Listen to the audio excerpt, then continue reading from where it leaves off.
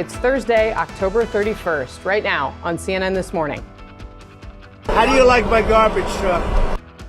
Taking out the garbage, why both campaigns are talking trash in the closing days of the race. And everybody has a right to be heard, but right now I am speaking.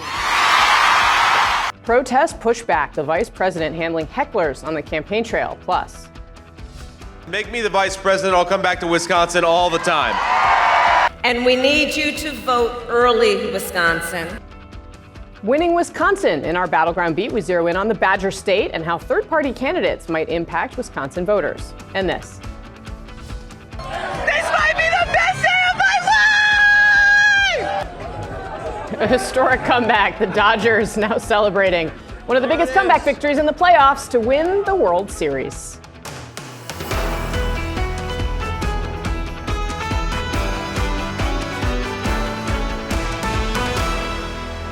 All right, 6 a.m. on the East Coast. A live look at Las Vegas, Nevada, where it's 3 a.m. Both campaigns heading to that Sunbelt swing state today. Kamala Harris and Trump will both hold rallies there.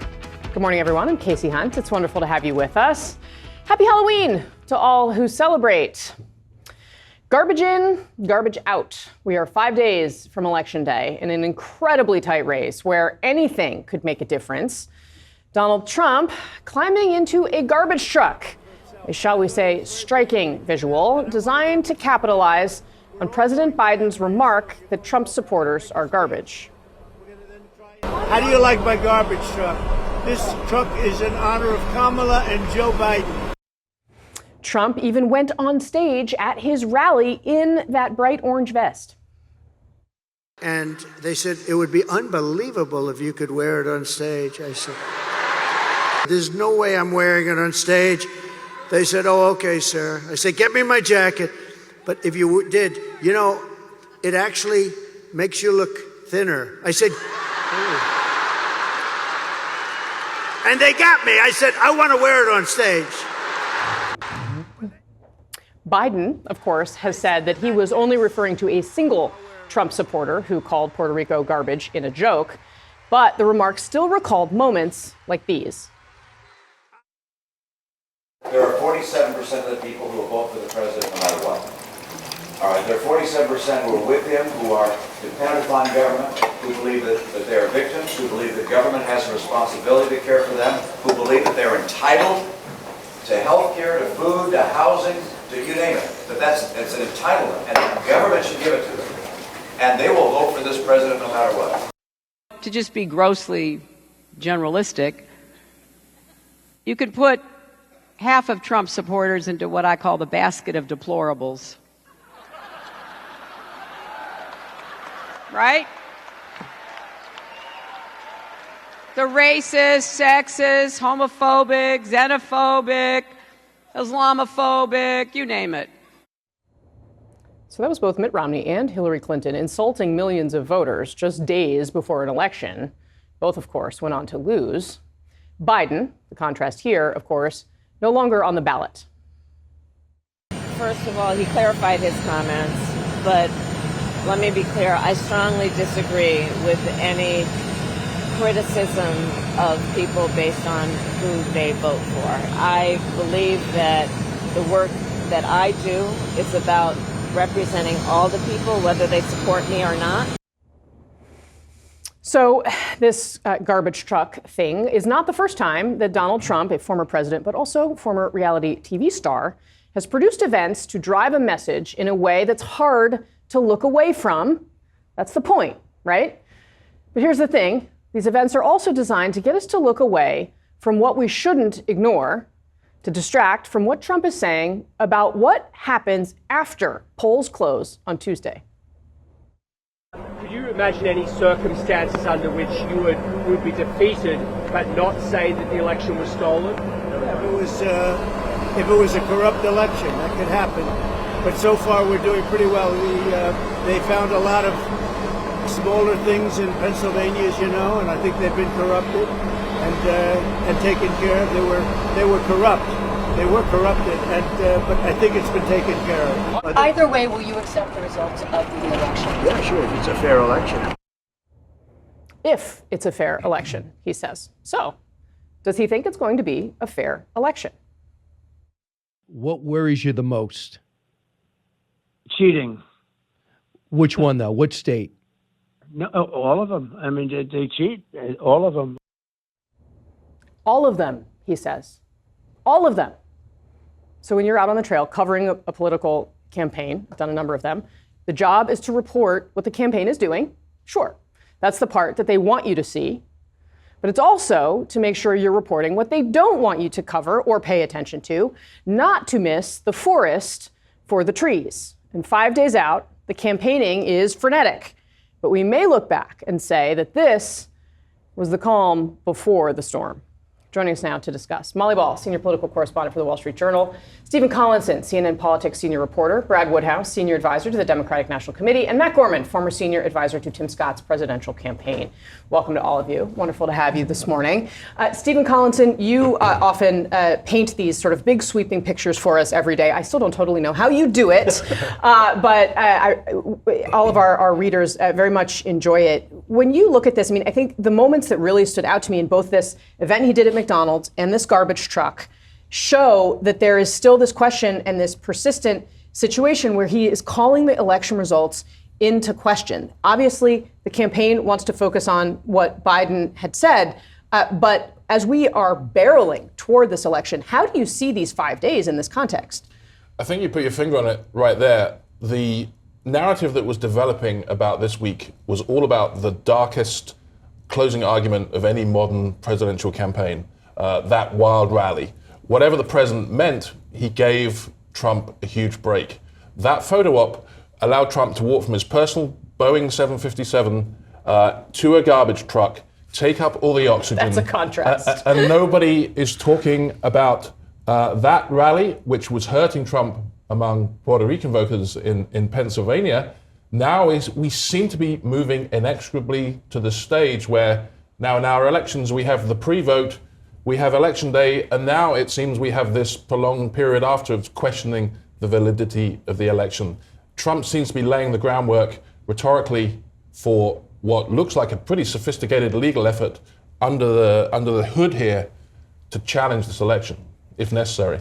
First of all, I was kind of looking at Brad during the Mitt Romney thing because we both worked in flashback. I know we both worked in 2012, yeah. And I mean I was when the Biden garbage comments broke, it was a little text chain among a couple of Romney folks, and they're like, you remember that night? Like, oh yeah, I remember. Like, I wrote the lead for the AP. Exactly, and we were all sitting around being like, what's the context? Can we spin that? Like there's no real way. Right. Can we rewind it? Like there is no good answer, and you know the White House tried as it might. And look, you know, Stephen has a point. I think we were barreling into this week with Trump and the Trump campaign on defense, and then quickly the Biden campaign gave him something to go on offense. And I think more acutely, instead of just rhetoric, what they've done really well is they've been funny and creative with things that can get them visually back on offense. And look, I'll step back for a minute too.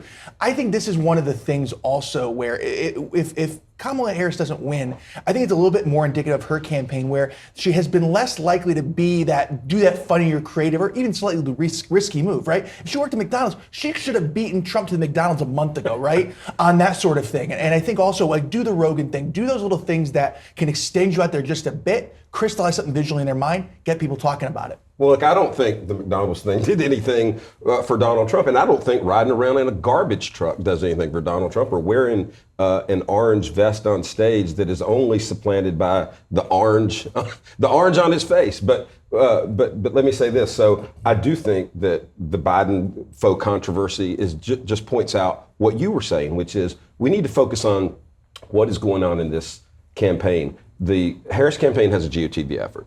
And this is a margin of error race. We believe it'll be a margin of effort race, turning out the vote in every single state. The Trump campaign and Trump's allies have a voter suppression strategy, and that is to go into every court. They're doing it in Pennsylvania. They were successful with this effort, or Republicans were successful with this effort in Virginia. They're trying to knock out votes, not turn out votes. That is their strategy in this election. Well, look, I think at this point, people understand that sowing doubt about elections is just something Donald Trump does. And it's not based on anything true or real or substantive or anything that's actually happening. It's something he's going to say no matter what is out there. And the same thing with these lawsuits. Many of them are not based on anything actually happening. They are just an attempt to seed this narrative. And so hopefully after, after 3 successive elections in which he has made these false claims, people understand that it is a rhetorical strategy, not a real phenomenon, not something based in fact. Even if it is a rhetorical strategy, I mean, we've seen in the polling that it has made people less likely to trust our elections. I mean, don't our elections fall apart in the absence of trust? Absolutely, and it's a real problem for that reason, and a lot of Republicans do believe it. Now, the majority of Americans believe accurately that our elections are secure.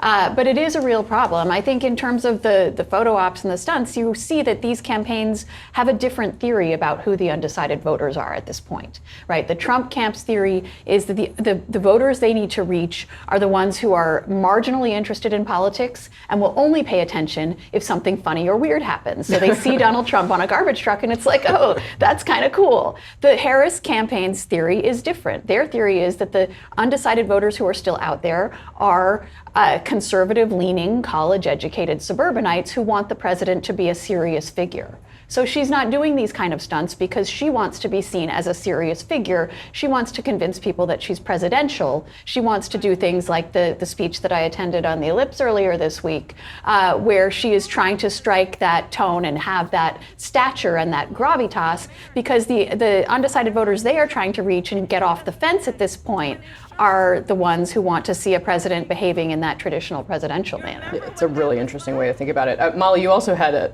your most recent story, it was a couple days ago now for the Journal. The headline is, America is having a panic attack over the election. I have to say the anecdata in my own family and friends really does actually support this thesis, but what are you saying? Oh, look at this. There are not enough gummies I can take to soothe the angst. Yeah, well, what type of gummies are we talking about here? I think you know. And it was interesting, there's data to support this. It's not just anecdotal. In our Wall Street Journal poll that was released last week, 87% of voters, so this is across the spectrum, said that they believe the country will sustain serious damage if their candidate loses. Only 10% said no to that question. So people really do profoundly feel the stakes of this election sort of weighing on them. And I asked a lot of people attending political events, but also just rank and file voters at an early voting center outside Atlanta. How are you going to deal with this angst that you're feeling? Or how are you going to get through the next couple of weeks, particularly if you've already voted and there's nothing else you can do? A consistent answer that I repeatedly got was drugs or alcohol. So take that as you will. Maybe we should, I'm just reporting here, but that is the answer that I got from numerous voters. Scotch, marijuana, gummies. Maybe we should have Bloody Marys instead of coffee. Happy Halloween, everybody. Happy Halloween. Oh, man. All right. Still ahead here on CNN this morning. Concepts of a plan? House Speaker Mike Johnson hints at once again going after Obamacare if Republicans take control in Washington. Plus, the Dodgers shutting out the Yankees with an epic comeback to clinch the World Series. And a seat at the table, Kamala Harris sticks to her vow to listen to all sides as protesters crash two of her rallies. It should be emphasized that unlike Donald Trump, I don't believe people who disagree with me are the enemy from within.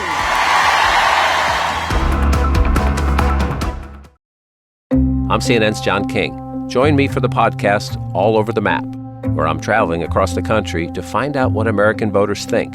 The energy is different. It's a lot different from when we were here last time. Eric Jones is an entrepreneur in Milwaukee. We're in the final days here now. It's a cliche, but every vote does count, especially in the battleground states. And the math is really complicated, the most complicated in the 10 times I've covered presidential elections. Listen to All Over the Map wherever you get your podcasts. I understand that there are millions of Americans who disagree with President Biden and Vice President Kamala Harris on the terrible war in Gaza. I am one of them. Let me be clear. We will have, in my view, a much better chance of changing U.S. policy with Kamala than with Trump, who is extremely close to Netanyahu and sees him is a like-minded, right-wing extremist ally. That was Progressive Senator Bernie Sanders this week, issuing a call for Democratic unity behind Kamala Harris as the war in Gaza remains a divisive issue on the left. The divide was put on display during two rallies on Wednesday when two different sets of protesters interrupted the vice president. One group unfurling a sign that said no funding for war crimes. Another interruption called for a ceasefire in Gaza. Here was how Harris responded.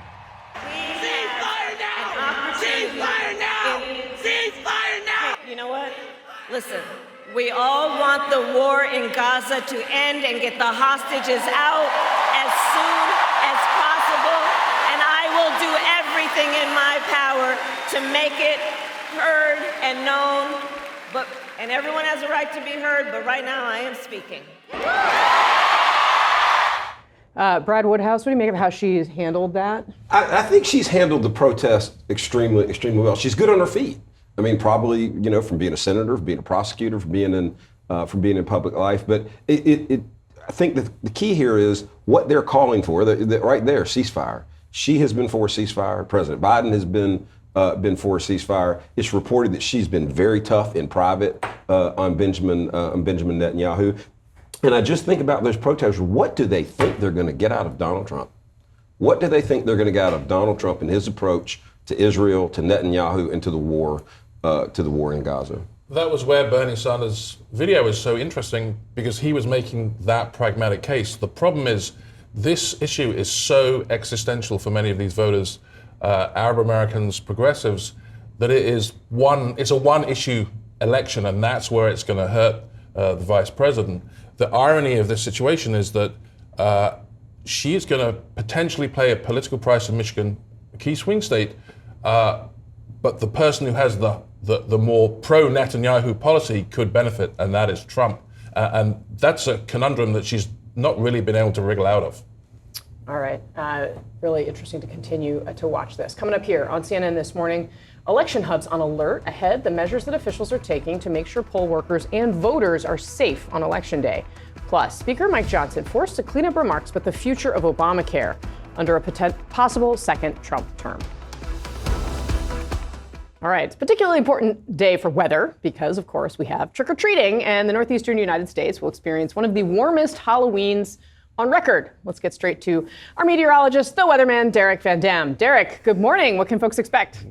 Good morning, Casey. Scary weather Halloween forecast for people here today because it's going to be so warm. I mean, quite frankly, if we take Boston, for instance, if it reaches 80 degrees, could be one of their warmest Halloweens on record. DC, more the same, could potentially tie their third highest temperature on Halloween day. Overall, we've got over 75 locations across the Northeast and Mid-Atlantic that could set these record high temperatures for the afternoon. Of course, that's not indicative of what it will be like once the sun set and all the trick-or-treaters head outdoors. But you could see temperatures here today ranging from the upper 70s to the lower 80s. That's more like end of August into mid-September type weather. So here is the most important forecast in talking about the temperature as you head out the door this morning with all the trick-or-treaters. It looks like it'll reach the lower 70s. So along the East Coast, mild. Those costumes will be rather appropriate in terms of it being a warm Halloween trick-or-treat forecast. But the cool weather is advancing eastward, and we'll finally feel the relief from this warmth heading into the end of the weekend. So hopefully you've planned accordingly, Casey. A warm trick-or-treat forecast for you. News you can use. Derek Van Dam, Right. Thank you. I really appreciate it. All right, still to come on CNN this morning, an epic comeback. The Dodgers take the World Series over the Yankees. Plus, a look at Wisconsin in our battleground beat, where third-party candidates could prove to be spoilers. Wisconsin's red. Wisconsin's been red. If it wasn't for all the cheating that happened back in 2020, he would have won it.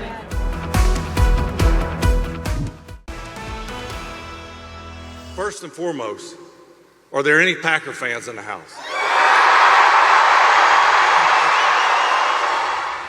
Trump bringing out the ultimate hometown hero for the people of Green Bay. Cheeseheads went crazy for Brett Favre as he opened up for the former president. Thank you, Brett. What a great honor. What a great champion. And I'm a little upset because I think he got bigger applause than me, and I'm not happy. Trump was donning his sanitation suit in Green Bay. Harris also spent her Wednesday in Wisconsin, making her 8th visit to the state during her campaign. New polling from Marquette University shows an essentially tied race between Harris and Trump, with third-party candidates earning a combined 9% of the vote, an amount that could surely tip the scales come Election Day. A GOP-linked super PAC has been making robocalls to Wisconsin voters, urging them to back Green Party candidate Jill Stein over Harris. Kamala Harris will never stop the genocide in Gaza. Do not vote for Kamala Harris. You have a better choice. Jill Stein for president. There is only one candidate for president who will fight for our planet, support a real Green New Deal, and ban fracking. And it's not Kamala Harris. It's Jill Stein. All right, joining us now, Ben Wickler, chair of the Wisconsin Democratic Party. Ben, good morning. Wonderful to see you. Let's talk about this third-party phenomenon, because I was just looking back to 2016, where in Wisconsin, Trump's margin over Hillary Clinton was 22,000 votes approximately, while Jill Stein won 31,000 votes. And clearly, you can see in our polling that there's some discontent among people in Wisconsin. How concerned are you that a third-party candidate could throw this election away from your candidate? Well, the biggest third-party factor in Wisconsin, he sued to try to get off, but the law is the law here. And we know that there are a lot of Republican voters who do not want to vote for Trump. We saw them voting in greater numbers for Nikki Haley in the primary than were uncommitted votes in the Democratic primary in the spring elections here. In the final stretch, I think there's a lot of Republicans deciding, do they vote for RFK? Do they vote for Harris? Do they vote at all? We know that there are also people who disagree with Vice President Harris over a number of policies, but absolutely want to stop Trump. And our message to them is that if you want to ensure that Trump can't come into the office, write an absolutely blank check to Netanyahu, which would be bad for both Israel and for Palestinians, if you want to make sure that we don't wind up with a dictatorship on day one using U.S. troops to crush dissent in the United States, then Harris is your candidate. But when you include the third-party voters in the electorate, as the Marquette University Law School did, it finds that Harris's lead in Wisconsin grows. The third-party factor is worse for Trump. And I think that could be a major factor as we go into the final stretch. Interesting. Ben, one of the things that we've seen that I think is a really interesting indicator for the presidential race is the tightening of the Senate race, which shows that Tammy Baldwin, the Democratic incumbent, is at higher risk than many expected of losing to her Republican challenger. And she's now airing ads that honestly seem to hug Donald Trump a little bit. Let's watch that, and then I'll ask you about it on the other side. Take a look. We can't let China steal Wisconsin jobs, so I wrote a law to require American infrastructure projects use American iron and steel. Tammy Baldwin got President Trump to sign her Made in America bill.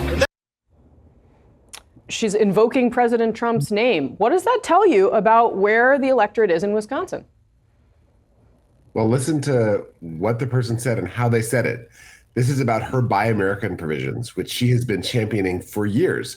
And as the person said in the ad, she even got President Trump to sign it. She's able to move both parties towards pro-United States economy positions. She's a champion for Wisconsin workers. She stands up to special interests. What we can see in the polling is that the Republican campaigning has been focused on getting Trump voters to support Eric Hovde, the Republican candidate for Senate. Now, Eric Hovde has some serious problems. Adam Schiff, the Senate candidate in California, released a video last night saying to Eric Hovde, please come home. California needs you. I want your vote. You're one of our most influential bankers. Sure. That message is also important in the state of Wisconsin. I'm tracking, but my point is, Tammy Baldwin is not out there saying Donald Trump is a fascist. That's not her message. So I'm curious, that does seem to mean that Donald Trump is onto something in Wisconsin. Well, she's running her own race, but let me say this: there's not a single poll that I've seen that shows Baldwin behind Harris. That means that Harris voters are supporting Baldwin, and she can go on offense into Republican territory to get additional votes and increase the margin of victory. All polls right now find Baldwin ahead. Often, it's by a couple of points. It's not a big margin. And Harris, in the polling averages, is tied and slightly ahead if you look across most of the polling averages in our state. That means this could be a narrow, classic Wisconsin nail-biter election. But it's an election where we have a chance to elect both Harris and Baldwin in the final stretch. And I will also note, Harris is also reaching out to Republican voters. We're on their turf at this point, making the case for Republicans to cross over. And even if they voted for Trump in the past, vote for Harris and Baldwin this time. All right, we shall see. It was, of course, the closest margin last time around in Wisconsin. Right now, everyone seems to expect that's Pennsylvania, but I don't know. I got my eye on Wisconsin. Ben Wickler, thank you. I'm very grateful for your time this morning.